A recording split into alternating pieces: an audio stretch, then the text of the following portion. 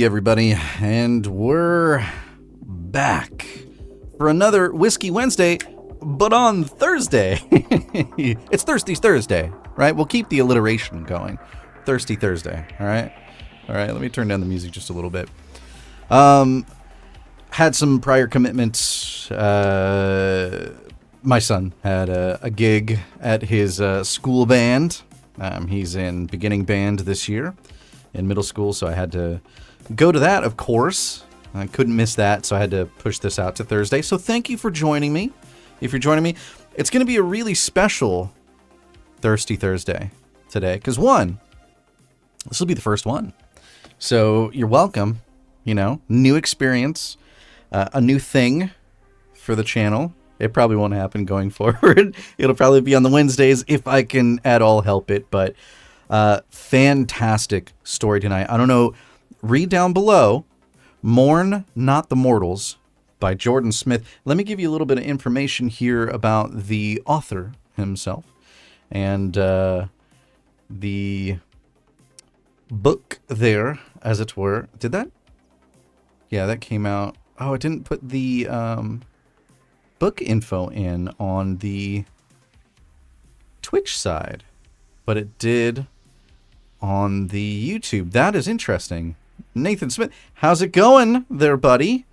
Thank you for joining on YouTube. Oh, and it's your brother. So, hey, you know what? You gotta show support. You gotta be here. And it's a fantastic first chapter, by the way. And I don't just say that because I'm about to read it. And that would be a terrible thing if it was horrible and I was about to read it, right? I'm not saying that. I'm saying it's fantastic, and I can't wait to read it, and I can't wait to share it with all of you. Welcome to the channel. Finishing up on a little bit of coffee. I am dragging butt this evening, so that is fine because we got a fantastic story to bring up the mood, right? All right, let's see here. Let me get this going. I don't know why that didn't come across on Twitch, the little blurb about the book. So you know what? I'll just read the little blurb to you. How about that? All right, so let's go. So a little bit about the book. The link did work for if you like this first chapter and you want to pick yourself up a copy of the book. I believe it came out on the 18th. So if you'd like to pick up yourself a copy, you can. And I left the link, I think, to the Amazon link for it. So check that out. The book is about centuries have passed since the Dalnar fled the sphere of man, fearing extinction at the hands of humans. All that remains of the otherworldly race are the forgotten relics and ruins of an ancient age, now coveted by kingdoms. Alice Crystallian has never set foot beyond her city's walls, an untested servant of the prophet. Dalnar history is heresy to her creeds, but someone high in the Empire believes otherwise, deeming her worthy of leading her first expeditionary force. The Empire's very survival hinges on her mission to pursue the rumors of a Dalnar relic buried behind enemy borders. Intent on restoring the Empire's glory, Alice leaves her home and family behind, with no promise of seeing either ever again. If that doesn't have you hooked, I know this first chapter will. I am super into fantasy mode right now. I'm prepping a fantasy novel I'm about to read for an audiobook that'll be out here hopefully by the end of next month. As the editor gets done with it and Audible says, yes, it's good to go. So that takes some time. So hopefully here next month, you'll see that. That is indeed my brother. Okay. Jordan Smith now joins us. How's it going, Jordan? Thanks for joining. So if you have any questions for the author, he is here on YouTube.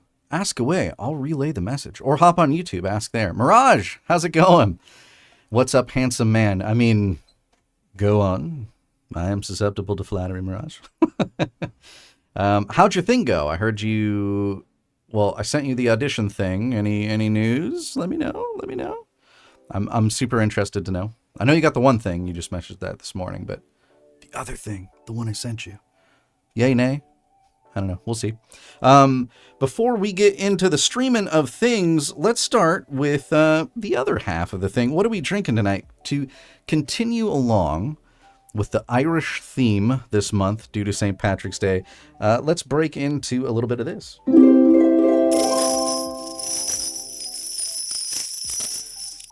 We're going Jameson again. Let me pull this up on the pour cam here. And we're doing the Jameson Cold Brew. I have never had this. We did have the IPA one last time, and it was fantastic. So I have high hopes for this. I love coffee. I am like a connoisseur. So, oh, that smells really good. You can smell like the coffee in it. Oh, this is gonna be good. Ever had an Irish coffee? It's kind of what the smell reminds me of. A nice healthy pour, because what's great for narration? Alcohol. No, it's not. We're doing it anyways, because that's the theme and we're sticking with it. What are you all drinking tonight? You enjoying a beverage of your choice? What is it? Let me know. Wow, very strong coffee in the aroma and the flavor. Like the aftertaste is the taste of the whiskey. That is interesting. I think I like the IPA one better, but it's not bad. It's very strong coffee. It'd be an amazing in an Irish coffee. Mirage says, not any news from the puzzle platformer. We'll see if I get an email back on that one. Okay. The other casting call last night immediately, like, this is why you should shoot your shot, idiot. It's great. Yeah. Hey, you can't get roles as a voice actor, any kind of voice work, unless you audition for it, right? It can't just be handed to you. So, absolutely. I think the other one that I sent your way is a no-brainer for you. And it's exactly what they were looking for. So I hope you get that one. Hopefully they just haven't responded yet. Let's see here. Thanks for reading. Absolutely. Thank you for sending in your story, being brave and taking that chance to put your chapter out there. I know it can be kind of nerve-wracking, right? But thank you for submitting that. And I read through it once really briefly, and it's really good. I enjoyed it a lot, and I can't wait to get into the booth here in just a second and read it again for all of you. Let's see here. Have one for me. Will do. Some scotch over here. Very nice. Very nice. What scotch are you drinking? You doing the Dalwhinnie, the Ardbeg, the Glenfiddich? Name off 80 different brands. Maybe we'll hit it in there. An Isla, or is it more from? Yeah, we don't have to work out on scotch, but I am curious. What are you drinking? Okay, I think we should get to the thing, shouldn't we? Should we get into reading? Just a quick note up front too. On Twitch, which is the other platform that I stream on outside of YouTube. Thinking about doing maybe TikTok and Instagram here in a bit. We'll see how that goes. But at least for now, Twitch and YouTube are the primary. And on Twitch, they do like every, I think it's 30 minutes, there's an ad break. So when that ad break comes up, if you're on Twitch, I will be pausing the narration, letting that 2-minute ad play out, and then resuming with the narration so you don't miss anything. So don't worry, I've got you. You won't miss anything. Or, hey, you could subscribe and then you don't get ads at all. The Arbalor Abanon. I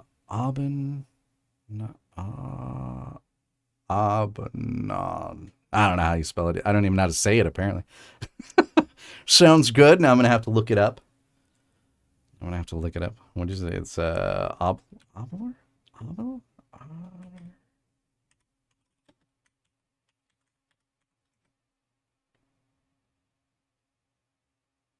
Oh, okay.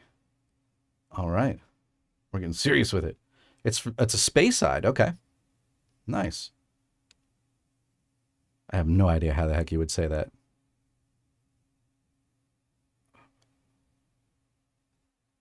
Abanad. There's an H at the end.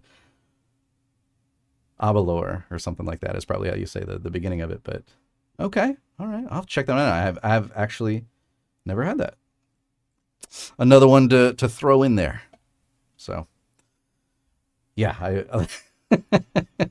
Hey, I butchered it too, so don't worry about it. All right. Let's jump into the booth, shall we? And get this narration thing going. I'm excited about this. I'll see you guys over there.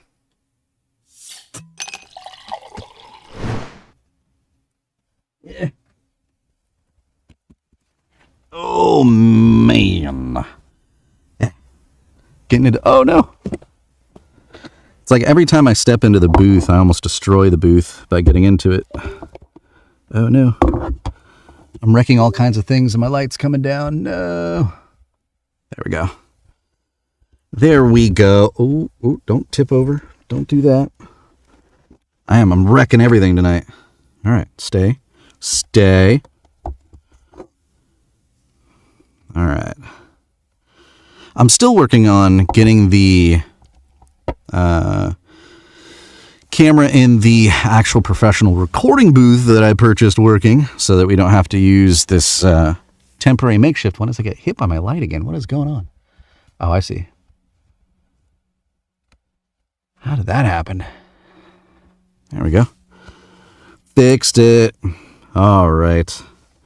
Let me fire up the old iPad here so we can get going.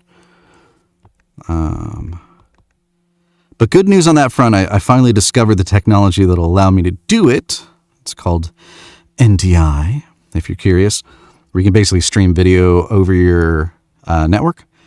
So I can set up a cam in my booth and then stream that to the streaming computer, which is up here. So we can do the live streaming thing, but in the booth, and then maybe do live recordings, because that would be really cool, right? I think it would be. Anyways, all right. Let's take a last sip of the whiskey here, and then let's get into our narration. Start it up like Windows 95. Here we go.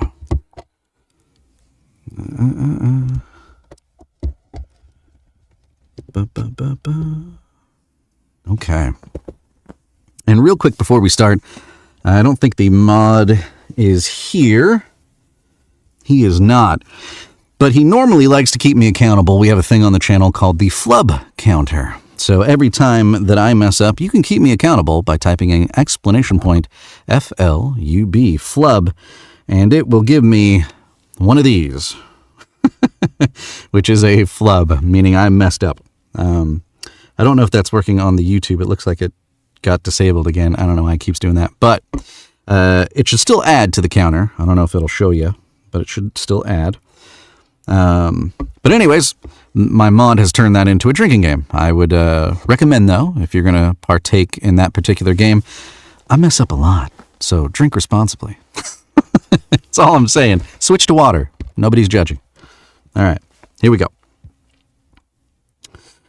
One more time. Let me put out the book information for y'all. There we go. All right. Mourn Not the Mortals by Jordan Smith. Here we go.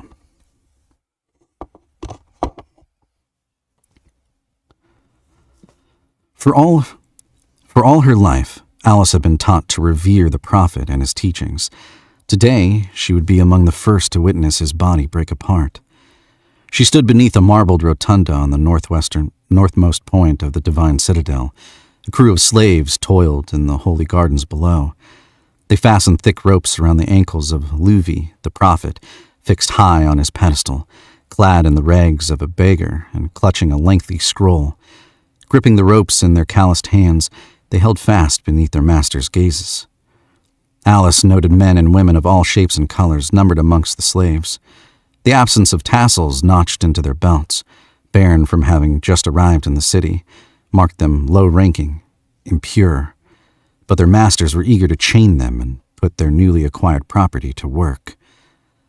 What a task they've been given, Alice mused, to topple the prophet himself. Such was the life of the impure, stripped of all possessions to surrender themselves to serve at the empire's behest. The prophet, were he alive, would smile at such devotion. She toyed with the silver signet on her right index finger. Alice despised wearing the ring, but her mother suggested she dressed for the utmost of decorum. She outfitted a circlet with matching bracers as marks of her counsel.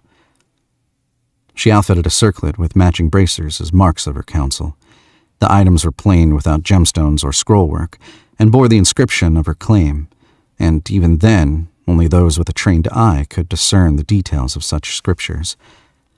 Alice chose her most formal uniform for the day, a knee-length maroon skirt over white trousers and a matching vest over a loose shirt, stitched with silver thread across the chest. Alice's mother had styled her almond-brown hair in the traditional military fashion, a thick braid secured with silver clasp, just as she'd worn at Alice's age. For Empire dealings, Alice trusted no one more. Her fingers traced the edge of the message tucked into her pocket. It contained only 30 words, and was the reason she found herself alone, dressed in her finest garb, waiting in an abandoned corner of the citadel. No signature or name accompanied the message. The parchment was otherwise ordinary in appearance. A horn sounded from below. The impure pulled as one, their sandals kicking up clouds of dust as they struggled with their marble adversary. Soldiers stalked beside the slaves, their armor glinting in the sun as they kept them in line with lances. An overseer shouted, and again the ropes pulled taut. An impure with olive skin and dark eyes lost his grip and tumbled into the dirt. The nearest soldier raged at him, bellowing commands and brandishing a steel-tipped lance. Alice averted her gaze, unable to shake the image of her own father, as the man struggled to gain his feet before falling back into rhythm with his brethren. Alice heard the prophet groan, and his body succumbed to the impure's efforts.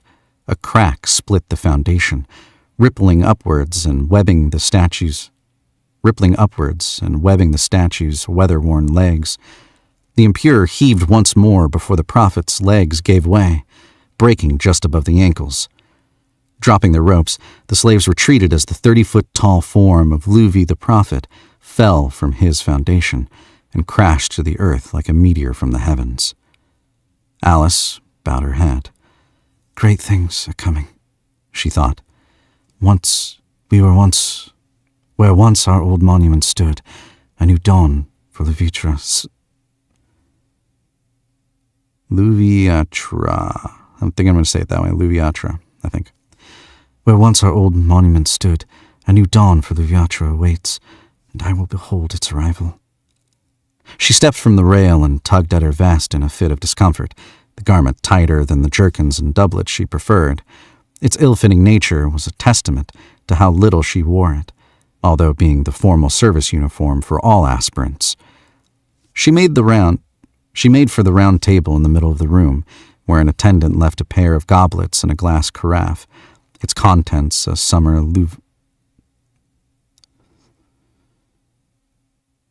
I'm going to figure out how to say this and then we won't stumble on it.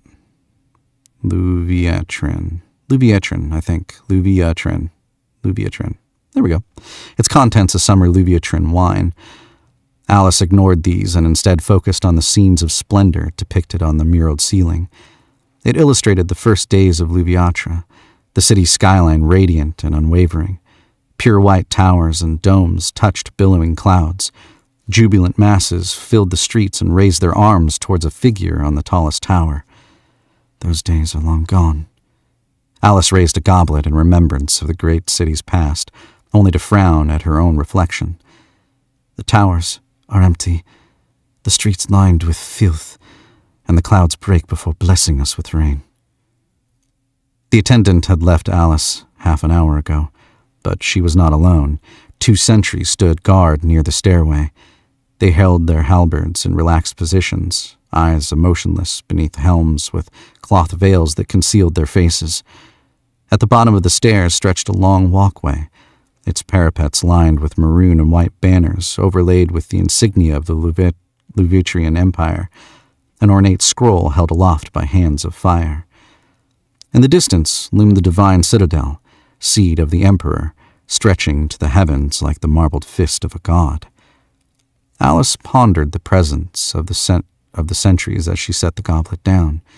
A strict martial code dictated her behavior towards the soldiers in the empire. Still, The reverence of those beneath her rank made her uncomfortable. Heads bowed and stiff salutes were issued as she passed both consuls and soldiers alike in the Citadel's gilded halls.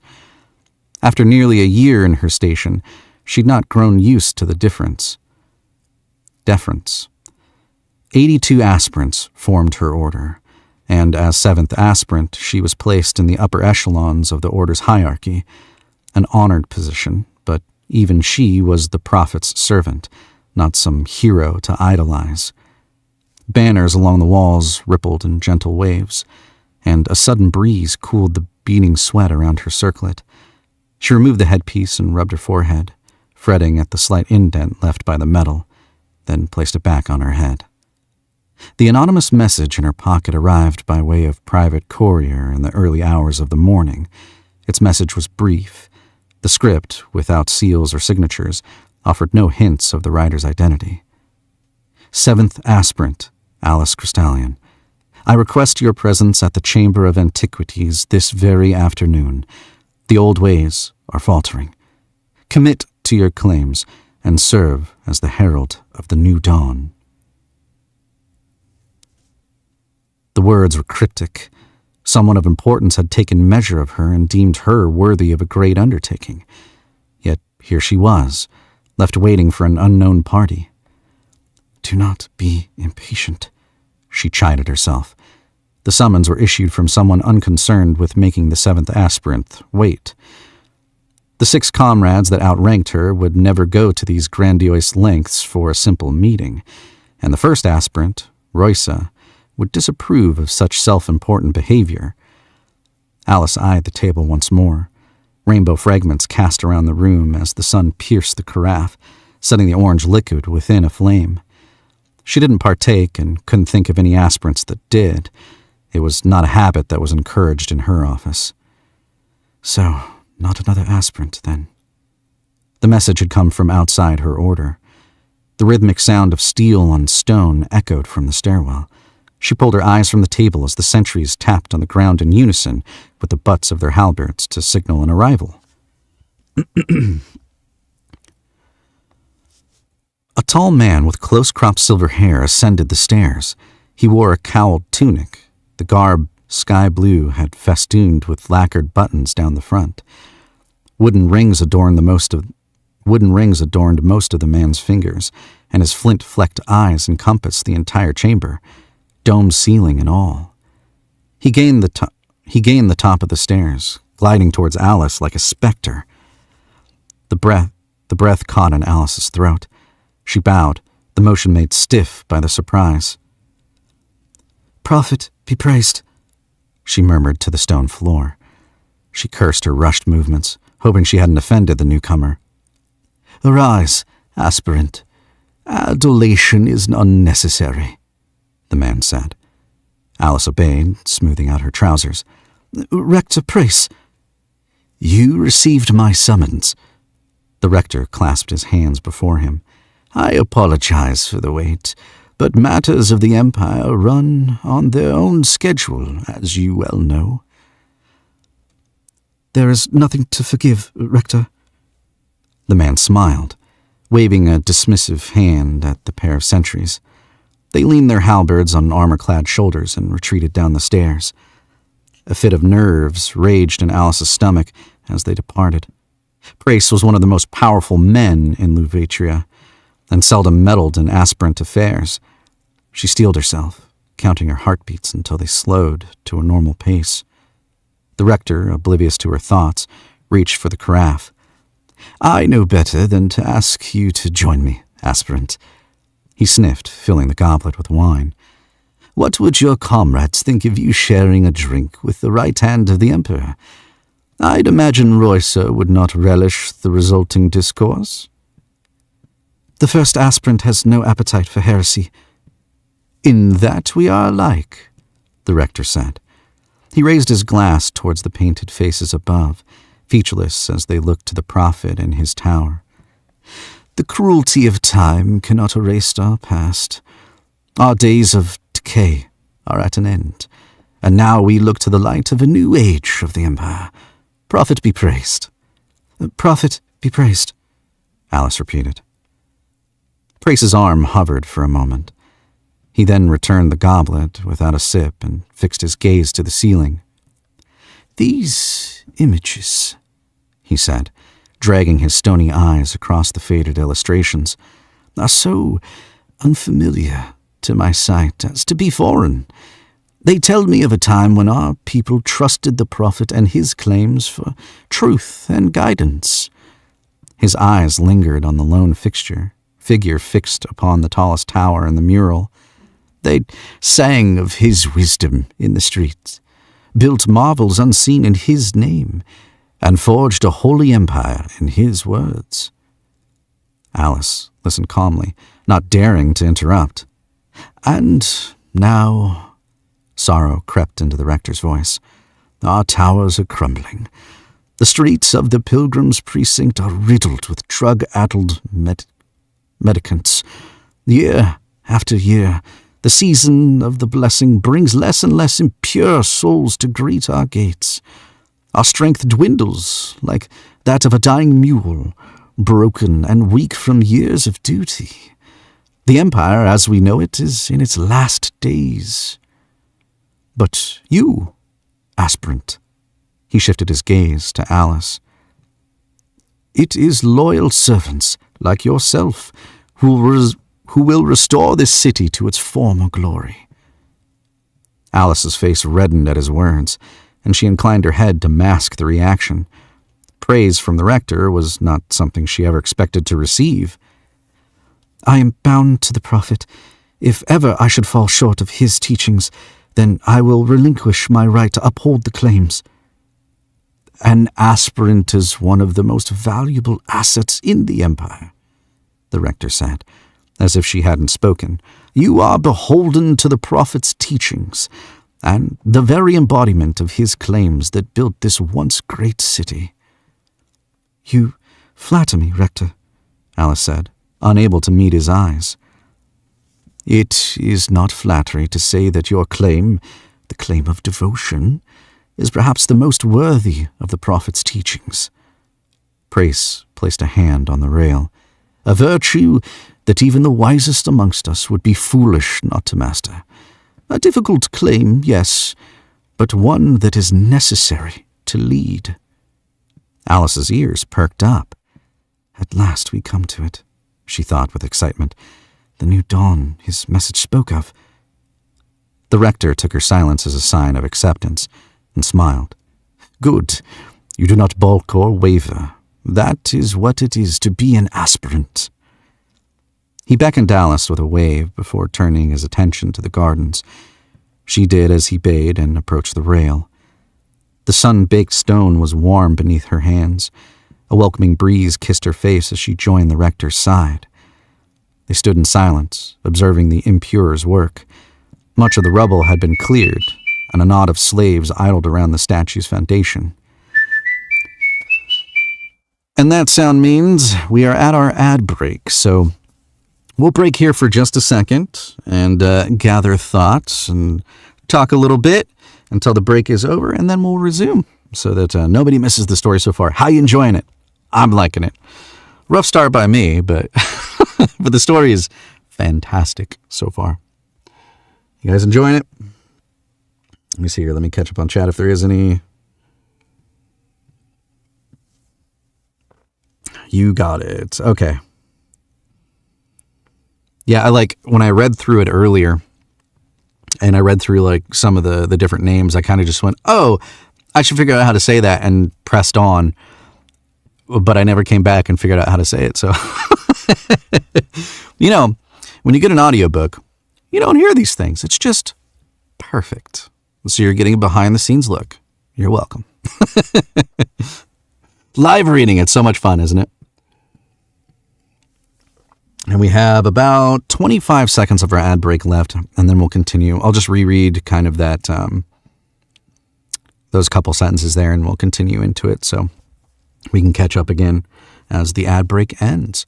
And if you're on YouTube, lucky you, no ads. Well, there might be some inserted. I don't know how that works on the live stream, but if it does, it doesn't tell me. But at least on Twitch, they tell me. They're like, hey, ad break coming, which is nice, as annoying as it is.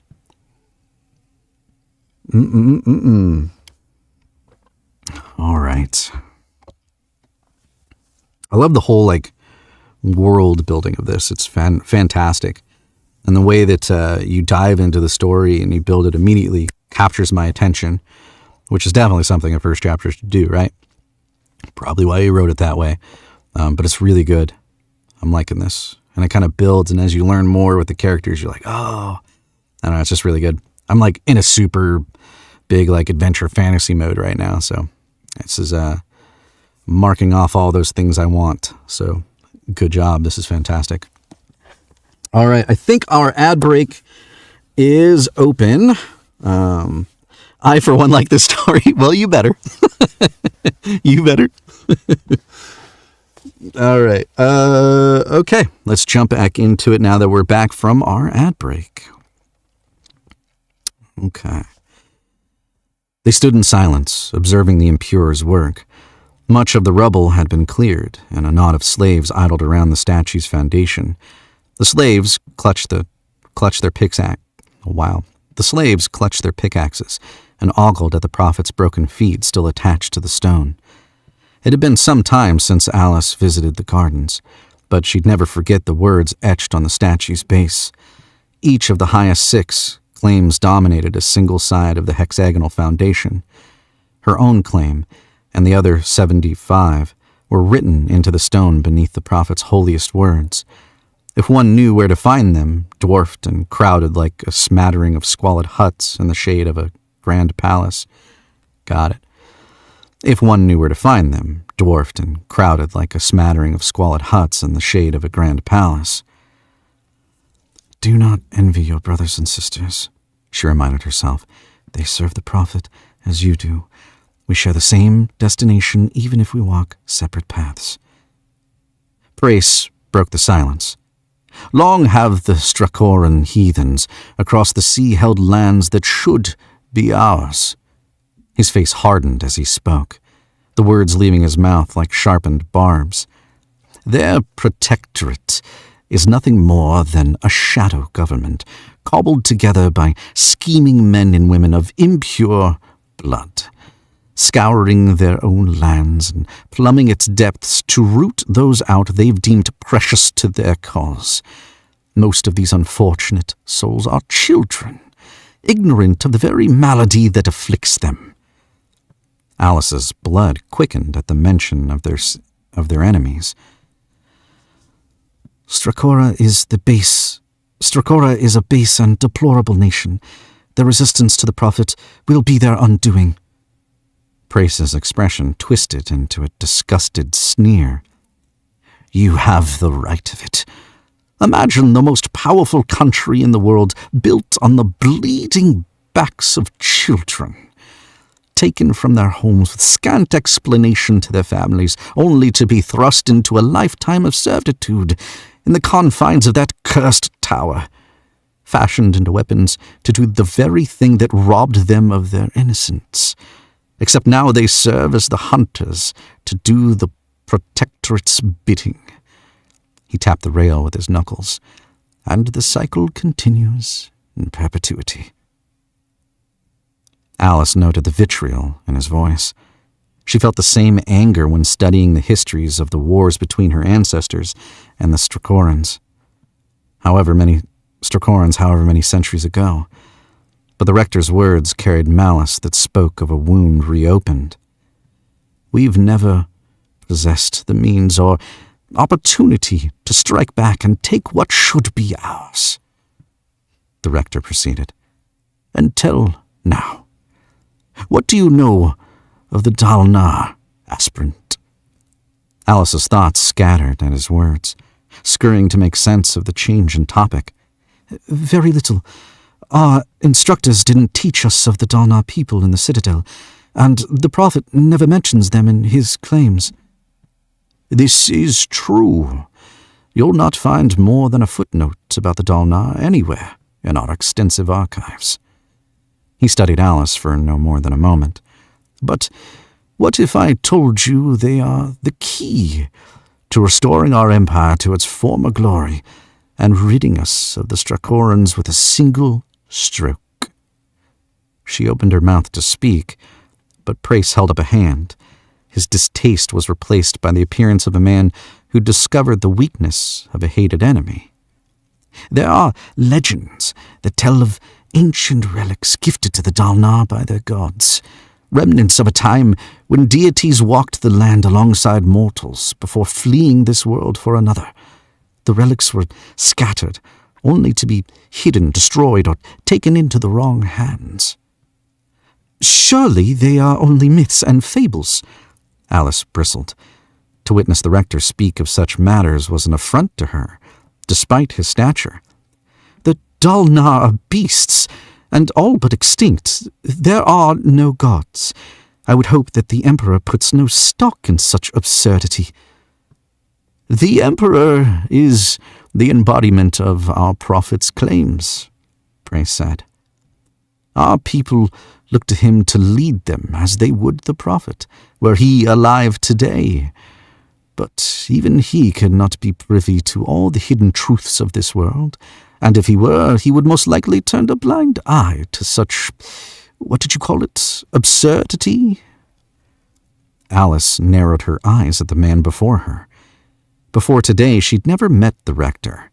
They'd occupy the same room on rare occasions, when the aspirants and clergy congregated in the citadel to attend the emperor's proclamations, but he was known to her only in name and repute as an extension of the emperor's will. Often seen, but rarely heard, never more than an arm's length away from the emperor, with hard eyes set into a face made of stone. He betrayed little emotion and was content to observe and remain aloof, the second holiest man in the city, and a complete enigma to her. Now that man stood before her, openly undermining the emperor's authority. Tread carefully. His attempt to ensnare Alice with his words would make her party to those same heresies, and who would believe her over the rector? A word from him would have her expelled from her post and branded a heretic. Rector Prace, she breathed. Why did you summon me? He smiled. An uneasy feeling swept over her. She gripped the rail tighter. Tell me what you see, aspirant. He inclined his head towards the gardens. What is your game? She passed the point of wanting this meeting to end, but had no choice but to play along. The Emperor's order to rehabilitate the city, she said. It begins with the holy gardens. The impure have been put to work. The group below, she pointed to the slaves laboring on the remains of the statue, have been tasked with clearing the northern gardens of any reminders of the past. An unenviable task, Prace said, yet also honorable. Their menial work will lead to something even greater. Another statue, Alice replied, twice as tall, on a tiered foundation, crafted with marble imported from the hallowed lands. The Emperor has commissioned the finest sculptors in the city to take on this honored task. And what a sight it will be, the rector said. All will look to the new likeness of the prophet and call to mind his renown, a symbol of wonders to come. Prophet be praised. Prophet be praised, Alice responded woodenly. Prace stared at her with those flint-colored eyes, as if seeing her for the first time. Does he sense my hesitation? The man's lips drew to a thin line. And yet, he began, profound sadness coming over his face. It is only a statue built by the hands of slaves. Grand, extraordinary even, it might be. But it is stone on top of stone, akin to what this once great city has become. A vapid gesture made by a dwindling empire, clinging to its last vestiges of greatness from the past. Alice let go of the rail and stepped back. I have heard enough. Your words are coarse and ill-spoken, sir. Her hands formed into fists. I beseech you, abandon these slanders levied on our empire, the same one we swore an oath to serve. The Emperor need not know of what transpired here." Alice made as if to leave, but the sentries had returned to their posts. They stood near the stairs, halberds clutched in mailed hands, regarding her behind shrouded helms. A chill crept up her spine. I had watched them depart. The rector's soft footsteps sounded behind her. "We are of one mind, aspirant Stallion, to see the enemies of the Empire crushed, and our banners mounted upon the piles of their smouldering dead. To witness the prophet's claims emblazoned on the walls of every street in every city. To construct grand images of him, yes, not here in the holy gardens, wild and unkempt from years of neglect, but in the plazas of Stratgor City itself. That den of impure vipers." Alice faced him then. He stood near the table, his face flushed with emotion. The buttons on his tunic were polished, the blue folds of the garment unblemished. The rings were made from darkweld, a rare wood found in the far forests deep within the northwestern isles and leagues away from the Empire's reach. Such a well-dressed man. His fine clothing hides a furious passion. But is it a passion for the Empire? Or for something else? Alice took a calming breath, willing her heart to cease its frantic beating. She was the 7th aspirant. She served alongside the most elite and honored individuals in the Empire. Her devotion to the Prophet and his claims were unparalleled, surpassed in fervor by only a scant few others. The rector was one of the few. He was untouchable, a fixture at the Emperor's side. Alice was his to command, and the man knew it. But how far would she go to appease him? "Hear him out. There has to be a reason he sought my service." She steadied her voice with resolve and chose a neutral tone. "You mentioned an opportunity to strike at the Strakorians. If such a ploy exists and furthers the Empire's interests, I would hear more." The rector smiled and relaxed his posture. His hand found the goblet of wine he poured earlier, and he took a long drink, the liquid sloshing in his mouth before he swallowed. "As it stands, even with our allies in the West, we do not possess the strength to defeat the Strakorians through traditional means. Will you concede this irrefutable truth, aspirant?" Alice gritted her teeth and nodded. It was true. She'd seen the maps of the Strakoran mainland in her studies, confident that she could draw them from memory. It was studded with holdfasts and garrisons within its borders, encompassing a swath of land 3 times larger than the Empire's territory. Prace set the empty goblet down and wiped his mouth. "There are no illusions about the enemy's superiority in terms of strength. This demands resorting to other methods of supplanting them. I spoke earlier of the Dalnar legends and the relics left to them by their gods." "Rector, please," Alice cut in, forgetting herself. "No more of these heresies." The man persisted, taking a step forward. "I understand they are hard to hear, but what if they were true?" "Impossible." Another step forward. "What if they were true, aspirant?" "They cannot be," Alice shouted. "There is one prophet and one truth. His claims are the only way to absolution.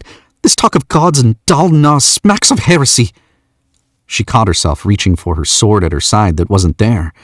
Armor rattled behind her, and she knew without looking that the sentries had their weapons trained on her exposed back. The rector's eyes flicked to where her left hand had gone. Alice froze, mindful of the 2 blades leveled at her. She faced a man that could condemn her without so much as an utterance, and she'd just shown the intent to draw her weapon against him. "Prophet, shield me. What have I done?" She forced her hand back down, shaking with the effort. And a sound just came over. I don't know what that means, though. Oh, it's a raid! Hey! Awesome! Raid there on Twitch by Spicy Fruit Salad. Thank you, Raiders. Welcome. Spicy, how was your stream? Hopefully it went super, super awesome, and it went really well. Thank you so much for the raid. I love the raid message. That is awesome. You interrupted the reading. You did, but thank you for interrupting it. That's okay with me. Interrupt anytime. Spicy says, was a good stream. Thanks. Good. Awesome. Hey, if you have to take off, take care of the after stream stuff. Totally understand. You do you. Take care of yourself. It's more important than sitting here listening to me. But if you do stick around, for everybody here, we're reading a fantastic story, Mourn Not the Mortals, by Jordan Smith here, who is in the YouTube side of the stream tonight. So if you have any questions for the author, let me know. I'll relay them. Let me give you a little information here about the author and the book. I think we're almost at the end here of chapter 1. So you came in right at the very kind of closing part of it, but it's getting good. So you came in at a good part too. We have our main character Alice here, who is an aspirant in this kingdom, one where she's the 7th one out of a group of them. And she's kind of like a leader in charge of a certain, I guess, set of like armies, if you will. I'm not entirely sure of the structure, but she's a leader of some sort. And the second in command to the emperor himself has decided that he needs to have a talk with our aspirant. And it's not going very well right now. The second in command to the emperor's speaking all kinds of things that are heresy, and Alice is getting very upset. And she just, not pretended, she just went to move like she was going to draw her weapon because of the heresy that was coming out of his mouth. And the guards at her back raised their halberds. And so she kind of challenged him without having the means to challenge him. So she might be in some hot water. We'll see. We'll kind of start at the top line there before you all came in. But thank you for coming in the stream. If you want to stick around and listen to some storytelling for the little bit that we have left, you're definitely welcome to do so. And we'll be continuing here in just a moment. Let me catch up with any chat I may have missed. All right. I think we're all caught up. So we're going to come back into the reading here. All right. So she just went to draw her weapon that wasn't there. Here we go. Prophet, shield me. What have I done? She forced her hand back down, shaking with the effort. Sweat broke out at her temples. The sentries jerked at the motion, but lowered their weapons at a glare from Prace. Alice could not meet his face. Her vision blurred as she stared at the ground in shame.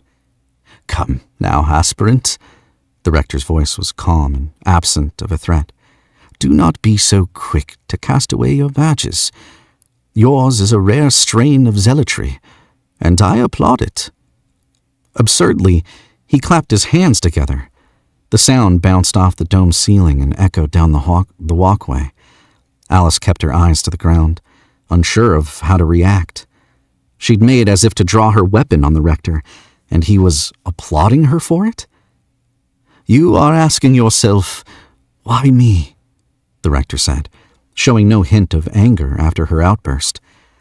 You would cut down those who speak ill of the prophet without a moment's hesitation, even if the person asserting such blasphemies is second in power only to the emperor. Alice raised her head, the heat retreating from her face. Something in her mind shifted at his words, like fragments of a shattered tableau sliding back into place. Suddenly, the rector's insistence on speaking what could be deemed heresy and his complete lack of surprise at Alice's reaction made sense. The man was testing her, measured her worth by taking jabs at her faith, intentionally drawing her ire by striking at precisely the right spots, and she'd fallen for it so easily. The realization hit her so hard, she'd forgotten that the rector was still speaking to her. Such fierce devotion, and that, Prace said, leaning in close, so close she could smell the wine on his breath, is why I summoned you, and you alone. You possess what your 81 brothers and sisters lack. Your claim demands more of you than any other. Say what you want of the first aspirant and her cohorts. Rank is but a number. Devotion, aspirant. He brought 2 fingers to his heart and tapped his chest. You have devotion in its purest form. That is the characteristic of a leader I need for what I am about to charge you with. Alice met the rector's eyes and almost flinched beneath his gaze. A leader? But I'm not worthy. Not after...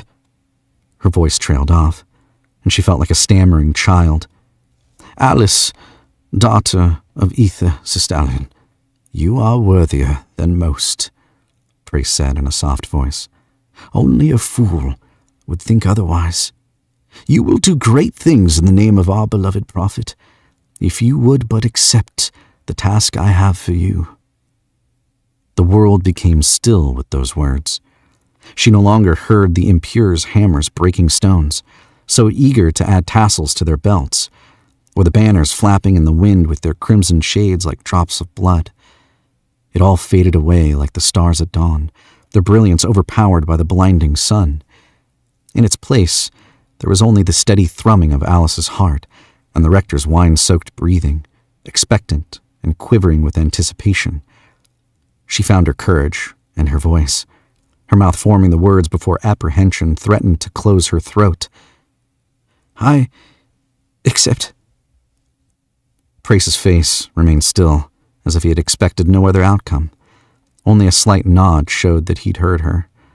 Alice's stomach lurched. She grappled with the weight of what she'd just agreed to. With a mere 2 words, she'd separated her life into 2 distinct halves. No more would she spend her days cloistered in the citadel, safe behind the Empire's walls and ramparts. From this point on, she had a new purpose to cling to, and it both terrified and invigorated her. I will need allies I can trust. May I elect a foremost? She asked, her voice sounding somewhat distant. As an aspirant, I am entitled to it. Surprise passed over the rector's face.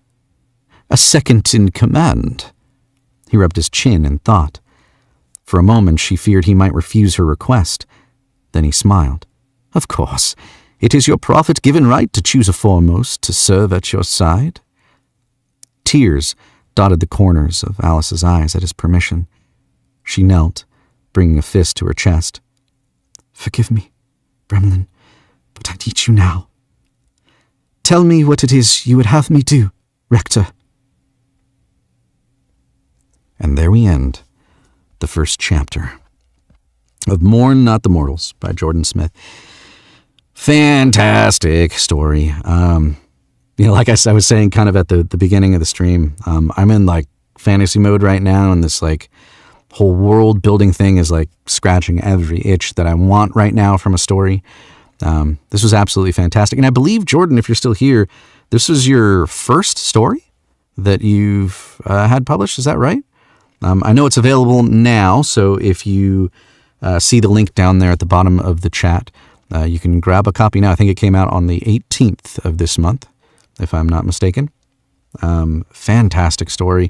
And if you came in at the very end, it doesn't do it justice. Really, it doesn't. So if there ever were a VOD to go back to the beginning on, this would be one, or check out on the YouTube channel for the whole thing. Fantastic story. Really, really, really good. I enjoyed all of it. Patrick says, awesome how the reader voices the characters, easily drawing me into the imagery of the story. Oh, well, thank you, Patrick. First book, and it's 2 days old. That is, Jordan, you have a fantastic piece of writing here. And I don't just say that. This is really, really good.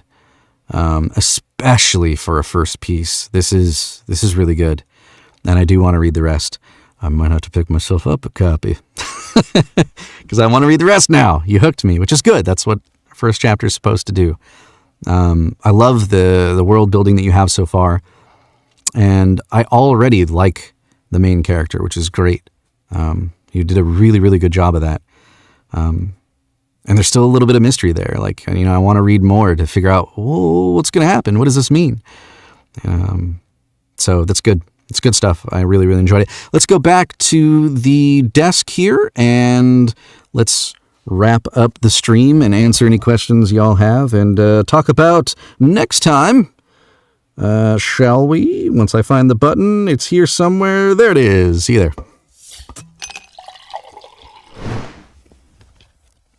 Oh, getting out of the booth.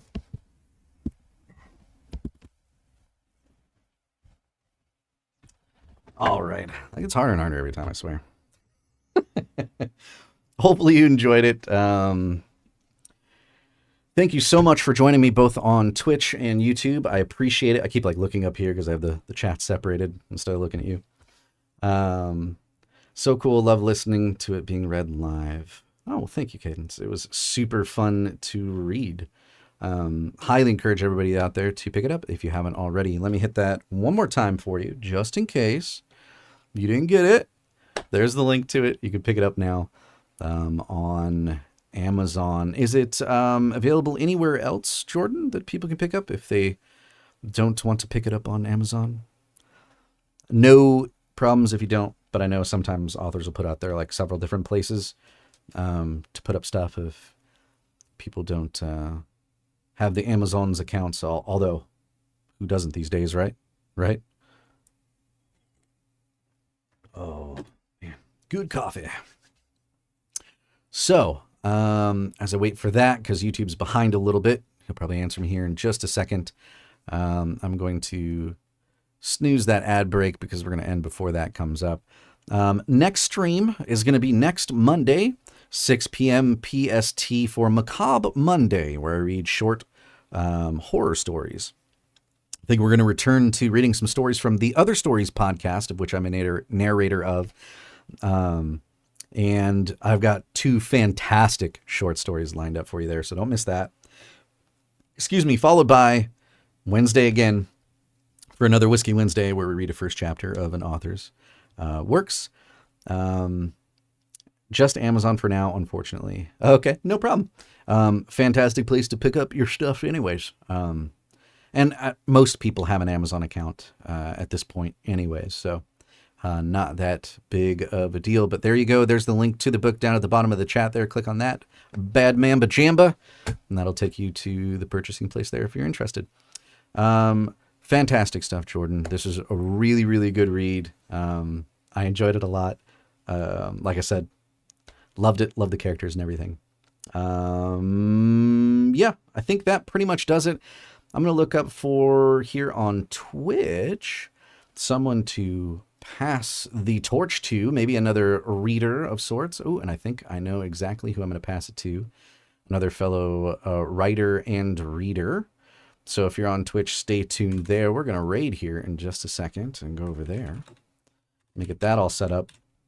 Again, see you next time. On next Monday will be the next stream, 6 p.m. PST, and Wednesday, 6 p.m. PST. Next Wednesday will be TJ Smith with Connected by... I can't even read my own handwriting. Connected by 3 load and keys. Okay, there you go. So I'll see you next Monday for some scary stuff, and then Wednesday. See you then. We're going to raid out here. Thank you all for joining me, and thank you again, Jordan, for submitting your story. It was fantastic. Catch y'all later. Bye-bye.